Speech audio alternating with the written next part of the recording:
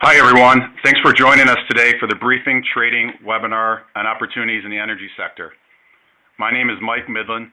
I'm the sales rep for anybody who's on a trader trial. There's less than a week left in the trader trials, so if you have any questions on the service or you want to lock in our discounting pricing, please contact me. You can email me at mmidland@briefing.com. That's MMIDLAND@briefing.com.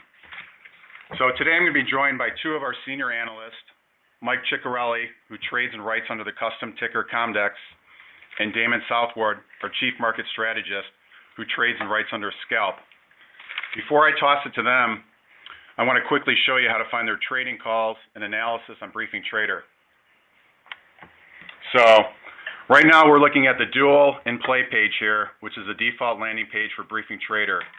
You will see Mike and Damon's trading calls, commentary, and pre- and post-market analysis stream here under the COMDX and SCALP tickers. You can also do a search for SCALP or COMDX by typing one of these in the search field. So go up here and type in SCALP so we can see what Damon's been up to today. There's just a quick mention of the webinar and his VRX trade where he took 7 points on today. So we close out that. Go back to the dual in play page. So in addition to this, you can also enter these custom tickers, COMDX and SCALP, into a portfolio under the Portfolios and Emails tab here. What this will do is allow you to get live emails and alerts when Mike or Damon place a trade. So if you guys have any questions on setting up the portfolios, just contact me. Also remember to use the chat window if you have questions for Mike or Damon. They're going to have a Q&A session following their presentation. So now I'm going to hand it over to Mike, who's going to talk about the state of the oil market and the best areas in energy to invest in.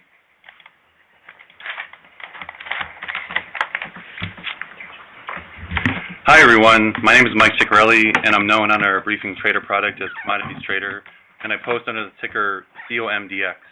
And today I want to talk about the global oil markets. As we've all seen, following the collapse in oil prices since 2014, oil has continued to trade around $30 per barrel. And from a broad view, oil prices have been feeling pressure from both the supply side and the demand side. However, it's pretty clear that the main catalyst that's been weighing on oil prices since 2014 has been the supply side issues. But in short, prices continue to see pressure from the oil oversupply situation, but also from slowing demand growth, which really began in the third quarter of last year. But I'll talk more about this later. I'm going to go to our first slide here. I'd like to start first with a top-down view of the oil and gas markets so we can have a nice, simple breakdown to look at. The oil and gas markets around the world are broken down in the simplest form into three segments: the upstream segment, the midstream, and the downstream. As you can see on the slide, the upstream, in short, it's the companies that are the ones who are around from day one, from doing the searching for reserves, finding the reserves, and then drilling the oil out and extracting it, where the midstream companies are the ones that store oil and transport it, and they transport it to the third segment of the oil sector, which is the downstream. And that's the companies the refiners basically, who create usable fuel products, with the main ones being gasoline, diesel, and jet fuel. Moving on to my next slide, I'd like to break down the oil sector of the three that I just noted. I'd like to break it down just going one step further.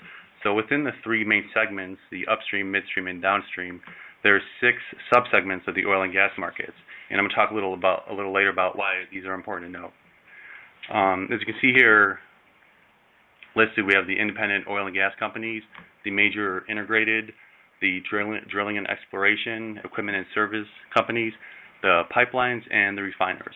And as you can see in the last bullet point, to have just, again, a broad general idea, when you hear these terms on CNBC or you read them in an article, when you hear upstream, that is made up of the first 4 bullets. So the first 2 bullets are largely the same. They're the actual producers. The integrated, it's a separate bullet because major integrated guys are integrated because they do it all, from drilling it, and they do everything that is made up in the oil and gas supply chain, all the way to creating their products that they are selling. And if you look at the fifth bullet, the pipelines, that is what is called the midstream segment, and the refiners is known as the downstream segment. Move on to my next slide here.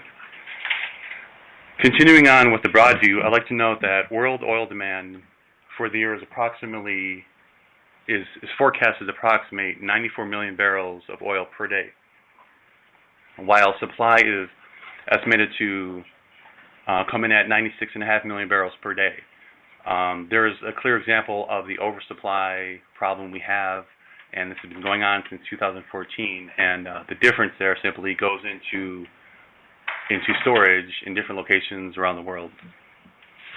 And that's another thing we need to get into in a few minutes, the U.S. storage situation. But really quick, I want to point out Monday, because the EIA came out with it wasn't their typical monthly oil market report. It was a medium-term report. And I'm noting this because it was quite unusual, and it caused oil prices to surge when it came out. And their headline pointed out that global oil supply growth is finally plunging given weak oil prices. One of the reasons that it clearly excited the market, because it's not always the case, but in the current oil environment, there's a number of really wide conflicting opinions. So this is why this headline that the IEA came out with was such a shocking headline. And it, obviously, with supply growth plunging, that's exactly what people are looking for. Also, really quick, before we go to the next slide, I'd like to note that for anybody who's new to the oil and gas space, that when you're looking for a good broad picture of what's going on in the oil and gas markets around the world, you'll find, if you Google or watch CNBC or Bloomberg, there's a wide range of sources out there. But without question, the top three sources for a number of our traders who like to do a lot of research on their own, the three main sources that you should be using is first, the U.S. Department of Energy's research arm, the Energy Information Administration, also known as the EIA. Second, the International Energy Agency, also known as the IEA, as noted on the slide. And lastly, the Organization of the Petroleum Exporting Countries, as we know as OPEC. And these acronyms are good to keep in mind, because whether you're watching Bloomberg or reading an article really quick or listening to the radio, people usually throw these acronyms out there quickly, and you might miss what exactly they're talking about. So keep these in mind. I'm going to move on to my next slide.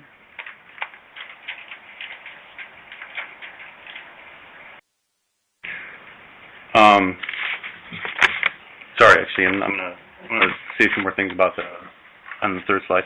I'm going to go back to the oil supply and demand situation that we have really quick. The collapse in oil prices since 2014 was due to a number of variables, but for people who really like the oil and gas space, which I know there's a number of over the years from feedback I've received, a few things to keep in mind that are really important is two of the biggest reasons that oil prices were in June of 2014 at $106 per barrel and are now closer to $32. It first was because simply that shale exploration really blew everyone away. I've read studies from industry consultants that were forecasting how much growth the shale oil could actually provide, and they continually were underestimating. And this helped cause a decline from June 2014 to November 2014, a decline of $32 per barrel. So from 2014, the increase in shale exploration is one of the biggest catalysts out there, and ultimately the U.S. oil production has nearly doubled in the last 6 years. Second, which is the OPEC meeting of November 2014, this provided another big leg down in oil prices. Long story short, for decades, OPEC's always been known as a swing producer, which means because they produce 40% collectively of oil production the entire world, they've always coordinated to help balance the market decade after decade. So in November 2014, when they had their second meeting for the year to discuss the oil markets, everyone expected that they would come out with some kind of a supply cut. This didn't happen, shocked the oil market, and WTI and Brent oil prices immediately dropped over 6%, creating huge momentum more on the downside. And on that day, November 28th, 2014, WTI was just a little below $74 per barrel, and as you can see, it now has declined over $40 more per barrel. Overall, prices remain in the low 30s, and the global oil market has been oversupplied by 1 to 2 million barrels per day, and that's been building up storages. And even worse, in 2016, the oil market is expected to remain oversupplied. Moving on to the next slide, I'd like to note a few of the bigger catalysts in the oil market right now that we are reading about. After the collapse in oil prices, one of the biggest things that became a theme is that producers continually were cutting spending, which includes cutting the use of oil rigs. Since the peak of October in 2014, the oil rigs that were in use have since declined by 74%. And as you can see on the slide, the U.S. rig count, I know a lot of people see that. That's the Baker Hughes data that comes out on Friday at noon, that weekly number that's been declining and talked about a lot on the TV.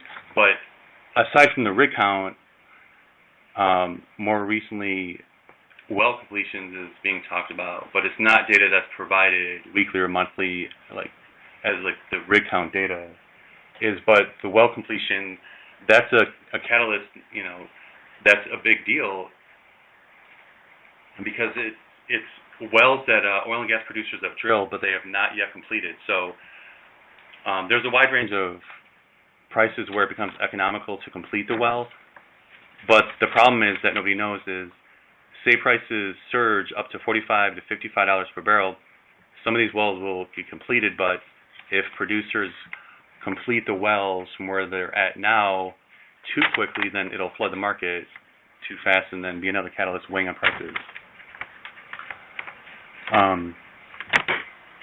Separately, another variable we need to stay on top of is that some of the oil and gas producers have drilled wells, and I'm going to continue on to the storage. Actually, the storage situation has been talked about a lot, and there's a definite mistake that is out there in some articles, and I've heard a couple times on TV, that yes, the U.S. oil is really building up in our storages, and one concern is that we're going to max out and overflow. And one thing I want to point out that's really important is that, so in the U.S., our capacity is 521 million barrels. And from the weekly oil data released by the Department of Energy on Wednesdays in the morning, we've been seeing continued builds in storage. And it also gives the total storage number, which currently is 504 million. So obviously that 504 million number is close to the maximum capacity of 521. But that actual number, which they don't note in the weekly report, it includes oil that is in pipelines, in transit, and also on ships, which is also in transit, and it comes out to about 120 million barrels.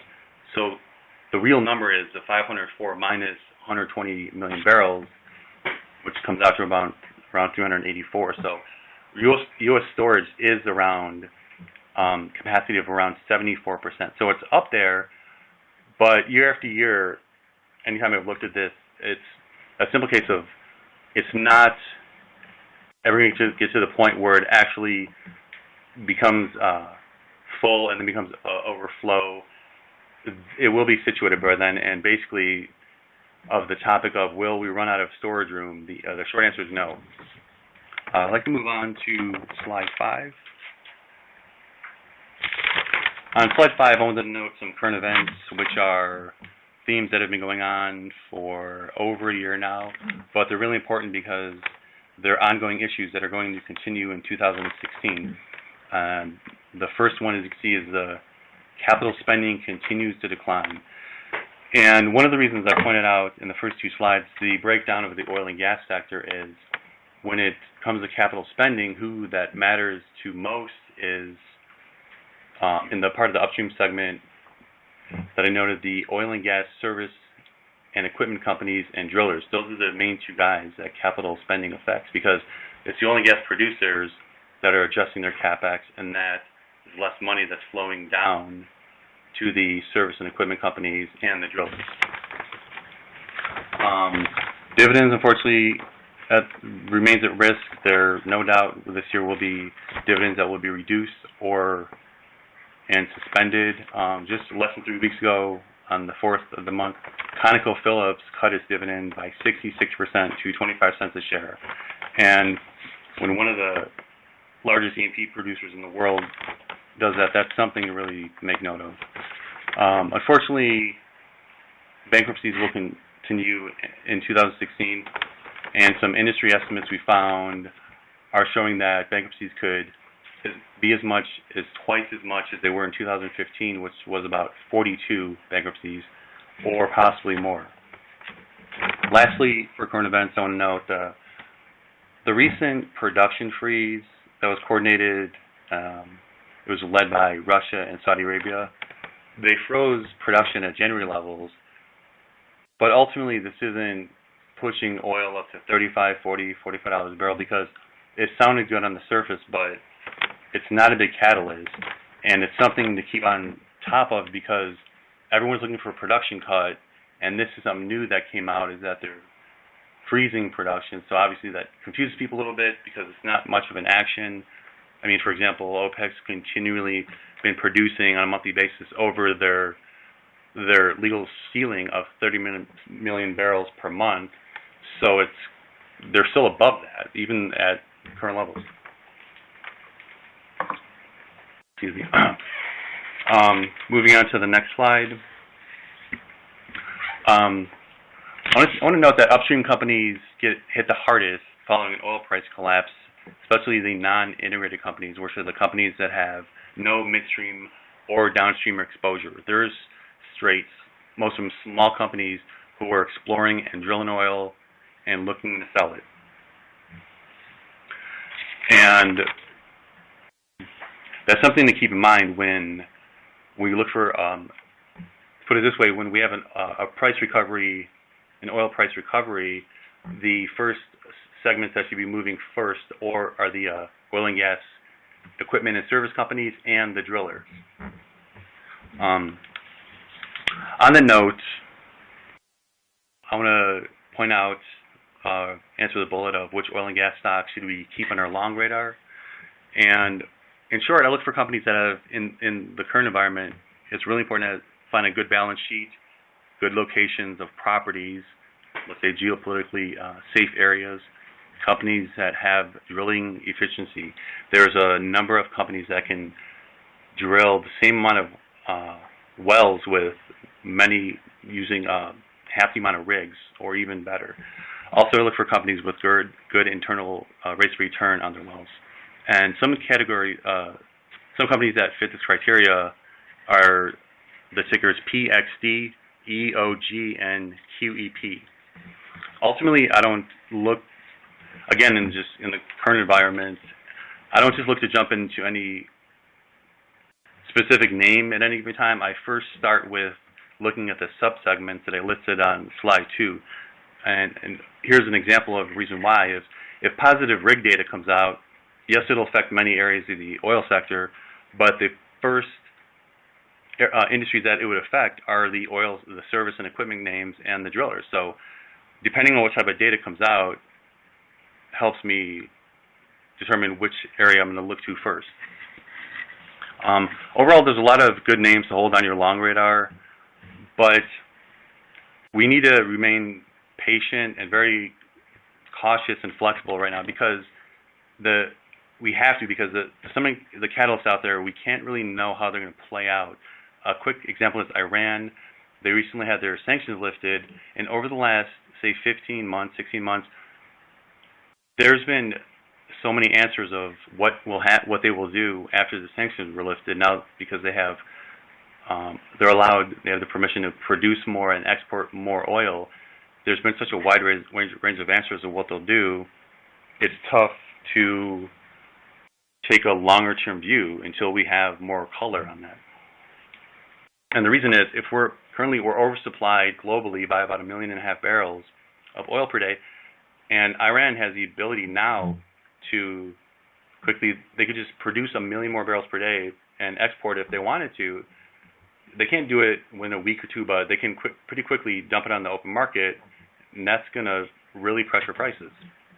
So for now, we have to remain in the mode of adapting to our environment, and until we get more color on these topics, such as Iran and also the production freeze seen recently by Russia and Saudi Arabia. So that's it for me for now, and anybody who has any questions or would like more color, please email me anytime at mciccarelli@briefing.com. And now I'd like to turn it over to Scalp Trader. Hi, thanks for joining us today. I'm Scalp Trader. So I just want to jump right in and talk about just the current environment.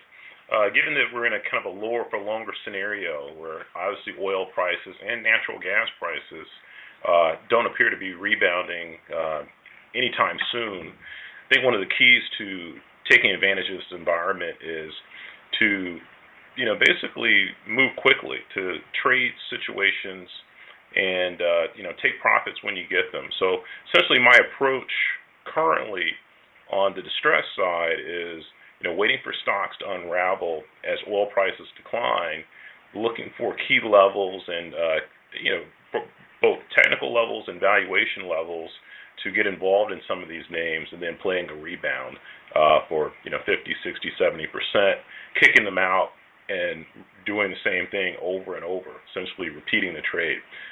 These stocks aren't running away. They're still aggressive sellers into price pops. So I'm not at the stage yet where I'm ready to start accumulating and just putting these stocks away. They're giving you opportunities to trade them over and over and over again. So if I can get 4 trades for 50% or 5 trades for 50% versus 1 trade for 100% or 200%, I'm okay with that. So I guess my point here is to stay nimble until we get some indication that oil prices have bottomed, natural gas prices have bottomed, and as Mike indicated, you really have to remain cautious in this environment.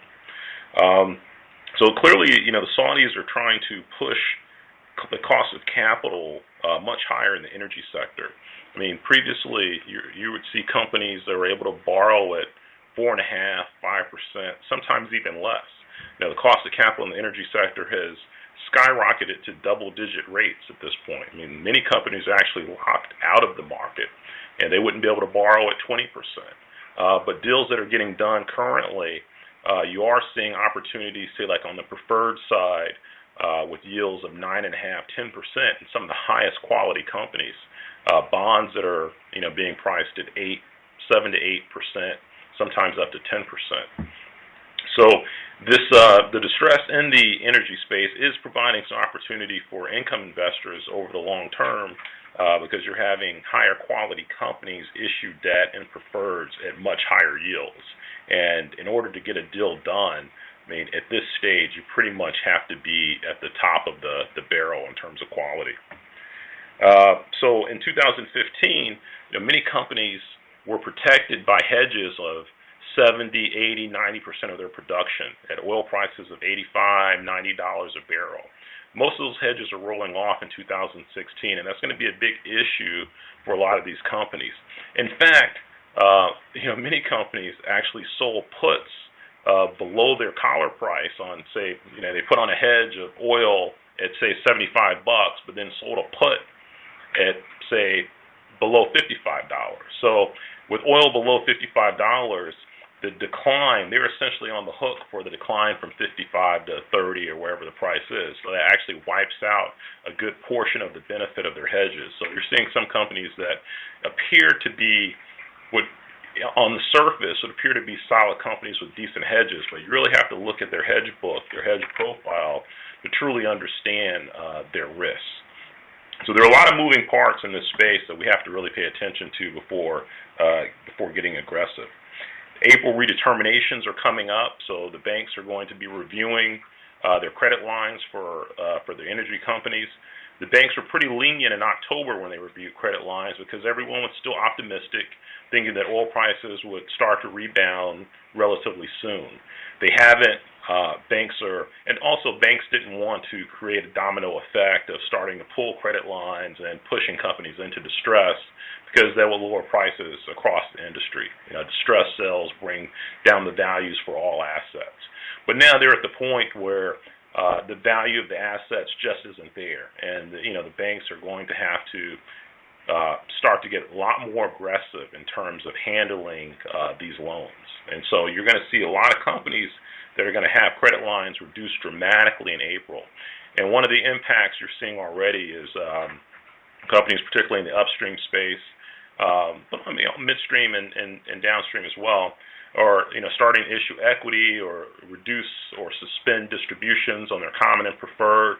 They're basically trying to raise cash so they can pay down debt, or if the credit lines get cut, be able to pay off the amount they're overdrawn. So as we talk about the distress situation and the need for it to play out over a period of time and to remain cautious until we get a better feel for a bottom in energy prices, I want to focus on the large caps. Right now I have a swing long on an XLE, which gives you exposure to a lot of large cap energy names, the companies that will survive, that will benefit from distressed sales, being able to go out and buy assets at a discount. I like the XLE for positioning from that perspective. So I currently have a position on, looking to scale into it, currently up maybe 3 or 4 points on it, and pays a 3.5% dividend. I think that's a comfortable way to participate in a large cap rally in oil names over an extended period of time. Another trade I have on currently is a short in SCO, but it's through options. So I've sold the January 18 $360 calls for $75, and as of yesterday, they were about 40% in the money. I think that trade is going to work out, and it'll essentially return 100% because I just don't think that SCO is going to go to 360 in the next couple of years. I mean, over time with these leveraged ETFs, as Chart has mentioned a number of times, they have a kind of an underlying natural decay. So even if oil prices stay flat or even move down slightly, or move down kind of at a gradual level, SCO will decay over time. And I mean, literally, this ETF could be at 20 or 30 in 2 years. So that's one position that I'm actively trading. I'm looking for situations where oil pulls back to continue adding to that position because I think it could be a compelling long-term winner. I'm also looking at the January 2017 calls to sell those potentially as well. Now, another way to kind of manage some of that risk, because obviously, selling naked calls, that can considered relatively speculative. So, one way to potentially hedge that is actually by maybe buying a little bit of the underlying, such as like SCO or DWTI, just to give you some protection just in case oil in the near term spikes down to lower lows. So on the smaller cap side, one of the things you find about the energy space is that, unlike, say, like shippers, for example, the energy companies, a lot of Texas, Oklahoma, people from Texas, Oklahoma, and, they're very serious about protecting shareholder value and have a lot of pride in their company. So instead of throwing in the towel and immediately jumping into bankruptcy, these companies will, let's say 90% of them, their management is going to do everything they can to keep the company viable, keep it afloat. So that includes debt exchanges, issuing, new instruments to to pay off short-term interest or notes. Doing basically just trying to come up with any kind of solution they can to keep the company afloat and keep it out of bankruptcy. These companies are going to try it. So it's important to understand, basically to follow each management team, each company, figure out, which companies have the hedges and the cash to actually implement some of these restructuring plans outside of bankruptcy. Because once you get to bankruptcy, a lot of pretty much 100% of the equity is going to be wiped out in most cases. 100% of the preferred equity is going to get wiped out in most cases, and you may have some residual value in the unsecured bonds. So it's important to understand which companies are going to be potential survivors before putting your money at risk. So one of the things I want you to focus on is the capital structure. So obviously the common stock or the common units, they sit lowest on the capital structure. Their dividends and distributions can be cut at any time. And a lot of times, even if I've seen situations where companies have actually issued a distribution date saying, we're going to pay you on this day, and then come back a month later and say, well, the bank said we can't pay you. So it's really important to understand just like what the liquidity situation looks like, understand the value of the assets, and have an appreciation for the fact that even if a company wants to continue to pay out cash, banks might not allow them to. The preferred stock sits above the common stock on the capital structure, and with preferreds, most preferreds, you can't pay a penny of common share distributions without paying the preferred in whole. So even if the company slashes its distribution down to a penny, they still have to pay 100% of the preferred distribution. You can't just pay, say, 50% or 30% of the preferred distribution. You either have to pay it or you suspend it. And in most cases, the preferreds, have better protection than common. In this environment, one of the things I've been doing to really try to get a sense of whether preferred distributions will be suspended is just looking at what the monthly or quarterly cost is of the preferred. If a preferred situation where the company's only paying $5-10 million a year in distributions on the preferred, and they're generating cash of 100, 150, 200 million bucks, then I'm a little more comfortable buying that preferred, speculating in it, because coming out the other side, a number of these companies are going to have to come back to the preferred market in order to raise cash. And so it just doesn't make sense to suspend a preferred that's only costing them $5-10 million per year in cash outlays when they know they're going to have to come back at some point and hit that market again. And you can't do that if you have a suspended distribution. So it's really important to keep that in mind. Cumulative versus non-cumulative. In the financial crisis, most of the banks issued non-cumulative preferred. So essentially what it allows them to do is stop making distributions, and even if those distributions are suspended for 5 years, they don't have to make them up. They can just start paying again when they feel like they're back on their feet. Most of the preferreds that I come across in the energy sector are cumulative preferreds. So before the company can ever pay another cash distribution on their common shares, or ever pay another distribution on their preferred, they have to make up all the accumulated deferred distributions that have accumulated in the cumulative preferred. So if it's 2 years down the line before they kind of get back on their feet and a company wants to start paying common share distributions, they have to make up 2 years of preferred distributions before they can do that. So that makes the preferreds a little more interesting, in my opinion, and provides a little bit more value with the energy preferreds. But the key is to find the companies that are going to survive and be able to actually make up those distribution payments. And again, with the bonds, the bonds sit higher on the capital structure than the preferred stock.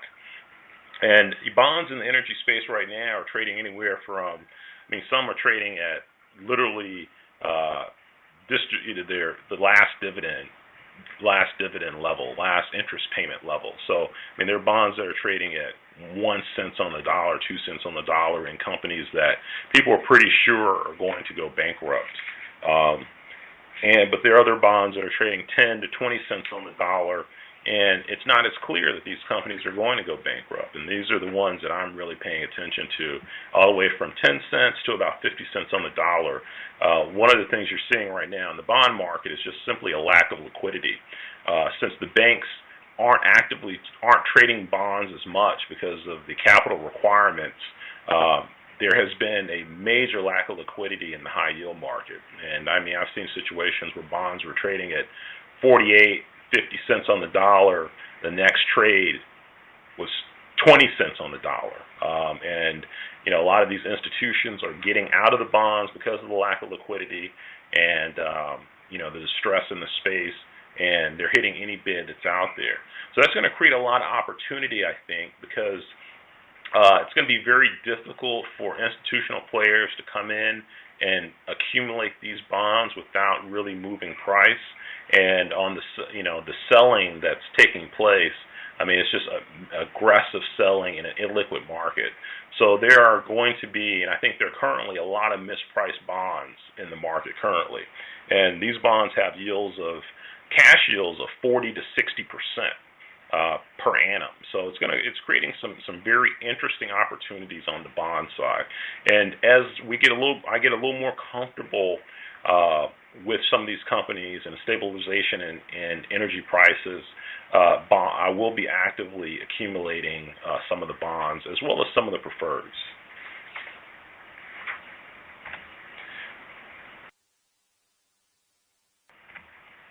So an example of a company that has a preferred that's been suspended, and just kind of give you a sense of how it trades, and kind of what's taken place. Legacy Reserves recently suspended their distribution on their preferred. It's trading right now about 7 cents on the dollar. The distributions are accumulating, which means they must be paid in full before shareholders can ever receive another penny of distributions.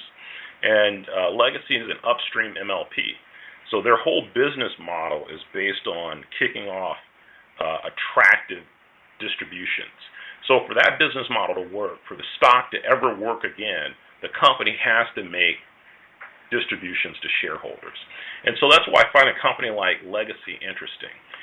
If they survive and they want to thrive and want to bring value back to the stock, bring investors back to the stock, they have to pay a distribution on their common shares. Now, in order to do that, they're going to have to make up all of the suspended distributions on the preferred stock. We don't know when that will occur or if it will occur, but if this company ends up being a survivor, there's going to be some value in those preferreds. So what are the options for Legacy down the line? And I don't know for absolute sure that Legacy is going to be a survivor, but they're one of the ones on my distressed radar that I think have the potential to survive. And, you know, it all depends on, you know, they have more exposure to natural gas now. They have relatively good hedges in natural gas for the next couple years. Their oil hedges aren't nearly as attractive, so they really do need oil prices to rebound. So, I mean, a lot of this is a factor of just where energy prices go.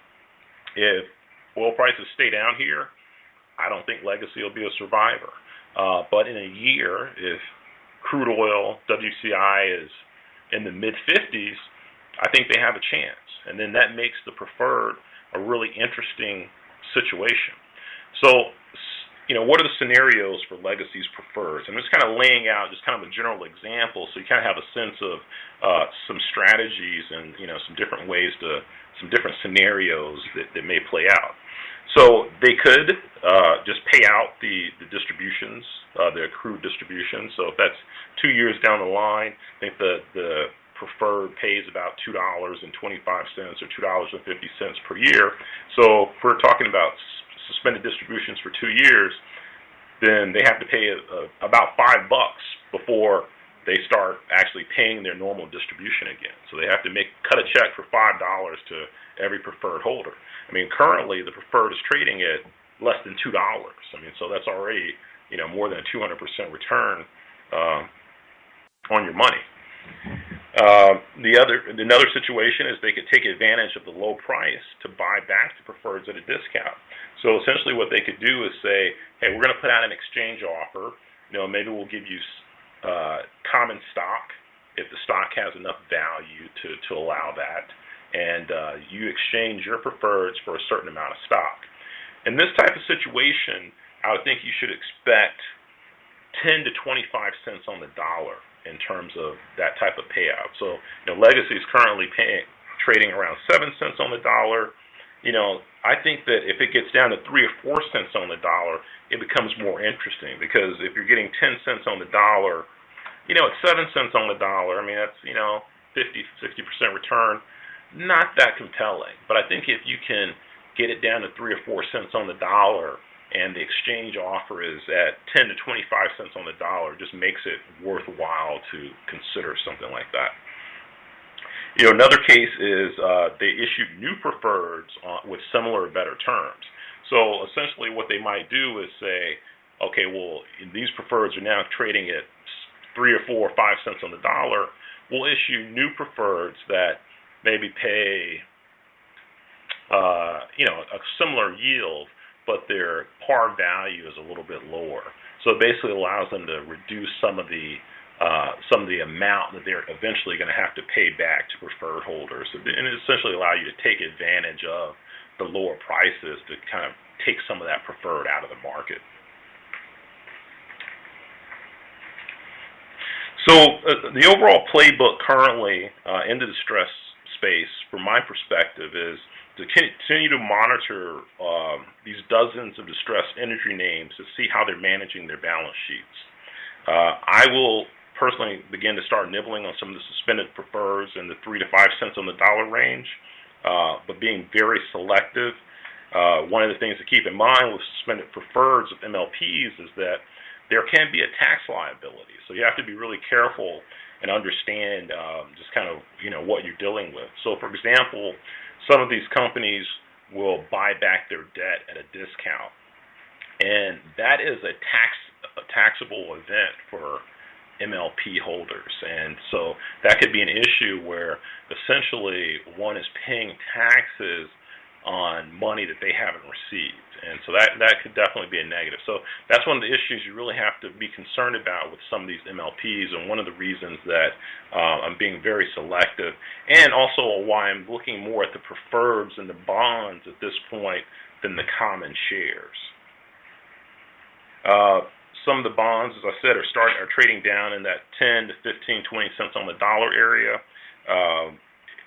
It only takes literally 2 coupon payments to basically cover your entire cost of the bond. So for companies that have hedges that are going to keep them afloat for the next 2, 3, 4 years, I find bonds that are trading at 10 to 15 cents on the dollar very interesting, especially if they're paying, say, $8 per year, say an 8% interest rate, which would be the equivalent of $8 per year in interest. So 2 years worth of interest gets you $16, and essentially you've gotten more than you actually paid for the underlying bond, with the potential for upside of 3 or 4 times on the bond, or the ability to continue to collect interest payments over an extended period of time.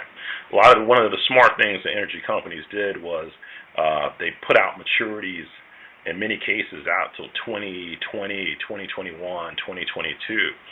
So for the companies that will survive, there's an opportunity potentially to collect bond payments for 5, 6 years at these really compelling yields. And hopefully at that period of time, say by 2018, 2019, energy prices have rebounded, and there's just the companies are able to support those interest payments at that point. So you might have a situation where you're buying a bond for 10, 15 cents on the dollar that in 4 or 5 years actually trades back to par, depending on where energy prices are. So again, the goal will be to purchase distressed equities, preferreds, and debt that has potential of 100 to 300% or more of capital appreciation, and offer the prospect of kicking off yields of 40% or more per annum. Again, on the trading basis, we're seeing numerous opportunities to pick up stocks for 20% to 100% very short-term moves, take profits in those, and basically do that trade over and over and over again. And again, in terms of positioning long-term for oil, want to make sure that people aren't making the mistake of investing in ETFs like USO or UWTI. Even if oil goes back to 60 or 70 or 80 bucks over the next 2 or 3 years, some of these ETFs, especially the leveraged ETFs, they're not going to work. They're going to give you their short-term trading vehicles, but the way they're structured, they just don't work as long-term investments. So I want to make sure that everyone understands that. A lot of people, when natural gas fell apart, I think in 2009, and so many people bought the UNG natural gas ETF thinking, oh, wow, yeah, natural gas has to rebound. Natural gas did rebound, 100, 200, I think up to 250% off the lows. And UNG was lower. People didn't make any money off of UNG despite natural gas rebounding triple digits off of its lows. So definitely be aware of the issues associated with those types of ETFs.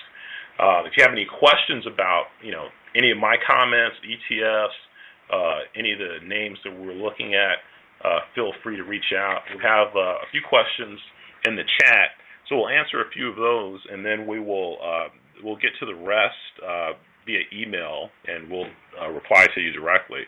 So I'm just going to take a look at the chat and see if there are any questions that might be of interest.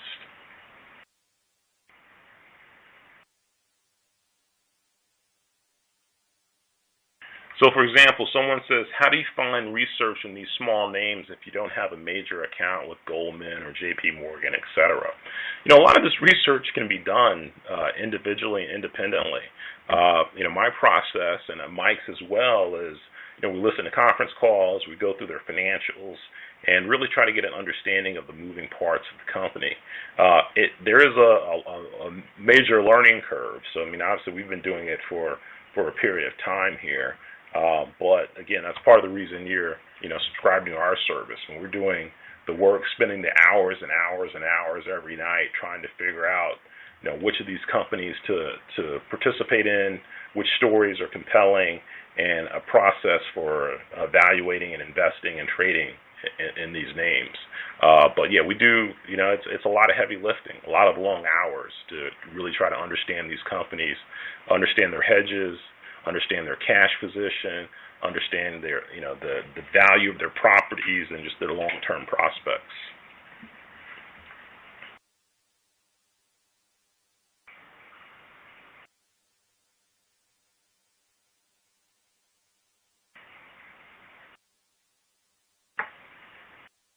Mike, you want to take this one, the OPEC question? I don't know what SWS is. So that's like, I have a macro question. With OPEC countries now running massive budget deficits and sharp declines in their SWFs, why don't you think they are moving more aggressively to cut production? I'm going to email an answer to this. Is that okay? Yeah, I think one of the issues with it is that Saudi Arabia is essentially, they've prepared for a lower for longer scenario. They're thinking long term. They want to drive the U.S. frackers into bankruptcy, the Canadian oil sands companies into bankruptcy. So, their goal is, okay, we have major foreign reserves, capital reserves, and they're making budget cuts. They're reducing benefits.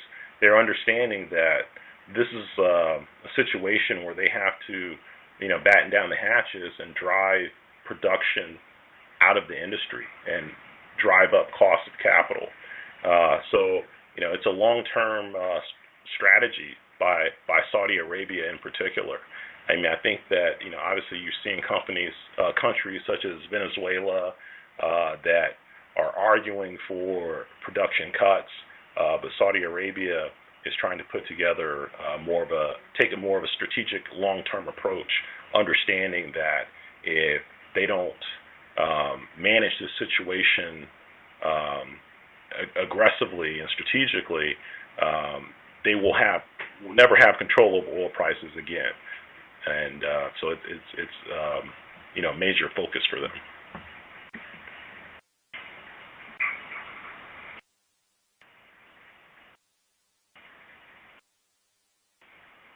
Okay, so we have a few more questions. We'll take a little time to respond to them directly via email. We'll have all your email addresses, and we'll send these out in email. Thank you for your participation. And again, if you have any questions, feel free to contact us at briefingtrader@briefing.com, or you can contact me directly at dsouthward@briefing.com. And again, thank you very much.